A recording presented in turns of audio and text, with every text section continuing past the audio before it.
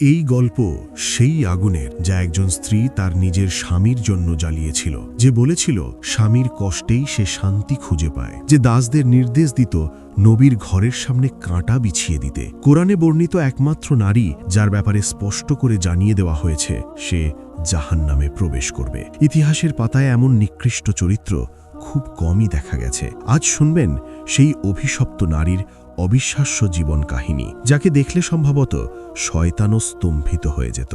আজকের যুগে ইসলামের শত্রুদের চিনতে হলে আপনাকে আগে উম্মে জামিলের চরিত্র বুঝতে হবে। মনে রাখবেন, পৃথিবীর বুকে থাকা বহু ইসলাম বিদ্বেষী আজও তারই শেখানো কৌশল ব্যবহার করে। ইতিহাসে সর্বপ্রথম এই নারী শিখিয়েছিল কিভাবে মিথ্যা প্রোপাগান্ডা ছড়িয়ে ইসলামের ক্ষতি করতে হয়। তিনি মানুষকে বলতেন মুহাম্মদ একজন জাদুকর, যাতে সবাই তার কাছ থেকে দূরে থাকে। চলুন ফিরে যাই ইতিহাসের সেই লোমহর্ষক সময়ে। উম্মে জামিল এই নামের অর্থই বলে দেয় তিনি কেমন ছিলেন। আরবিতে অর্থ মা আর জামিল অর্থ সৌন্দর্য, অর্থাৎ সৌন্দর্যের জননী। কুরাইশ বংশে জন্ম নেওয়া এই নারী ছিলেন অপরূপ সুন্দরী। তার রূপ ও আভিজাত্যের কারণে খুব অল্প বয়সেই তার বিয়ে হয় মক্কার সবচেয়ে প্রভাবশালী পরিবারে। পাত্র ছিলেন কুরাইশ সর্দার আব্দুল মুত্তালিবের ছেলে আবু লাহাব। বিয়ের পরপরই উম্মে জামিলের হাতে চলে আসে অকল্পনীয় ক্ষমতা। একদিকে শ্বশুরের রাজনৈতিক প্রভাব,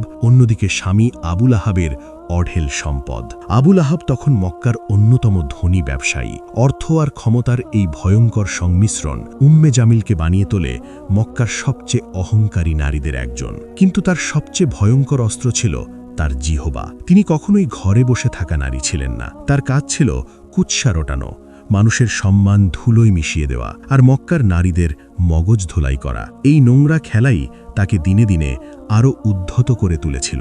এভাবেই চলছিল সবকিছু। হঠাৎ একদিন মক্কার বাতাসে ভেসে এলো এক বিস্ময়কর খবর। মুহাম্মদ সাল্লাল্লাহু আলাইহি ওয়াসাল্লাম ঘোষণা করলেন তিনি আল্লাহর রাসূল। এই সংবাদ উম্মে জামিলের জন্য ছিল বিনা মেঘে বজ্রপাতের মতো। তিনি জানতেন নবীর বংশমর্যাদা, কিন্তু তার ভয় ছিল অন্য জায়গায়। যদি মোহাম্মদ সত্যিই নবী হয়ে যান, তবে তার ক্ষমতার কি হবে? তার কাছে সত্য মিথ্যার কোনো মূল্য ছিল না। তার কাছে বড় ছিল ক্ষমতা আর নিয়ন্ত্রণ। তিনি বুঝেছিলেন ইসলাম ছড়িয়ে পড়লে কুরাইশদের পুরনো নিয়ম ভেঙে পড়বে, আর ভেঙে যাবে তার অহংকারে গড়া সাম্রাজ্য।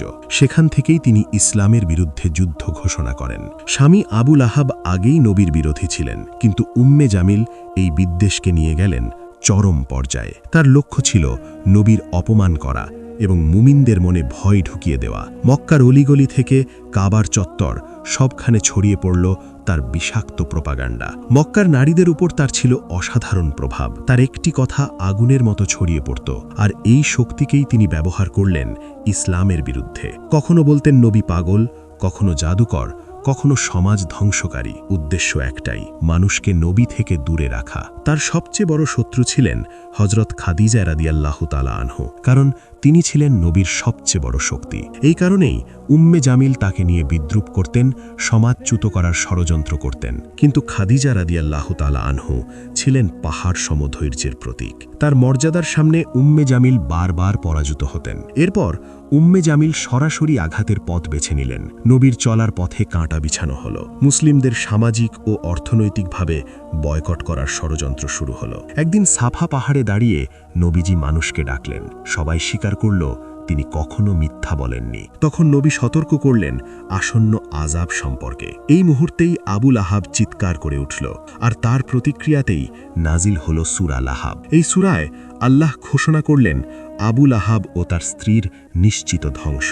উম্মে জামিলকে বলা হল ইন্ধন বহনকারী নারী। সূরা নাজিল হওয়ার পর তিনি উন্মত্ত হয়ে উঠলেন। একদিন পাথর হাতে নবীকে হত্যা করতে ছুটে গেলেন, কিন্তু আল্লাহ নবীকে তার দৃষ্টি থেকে আড়াল করে রাখলেন।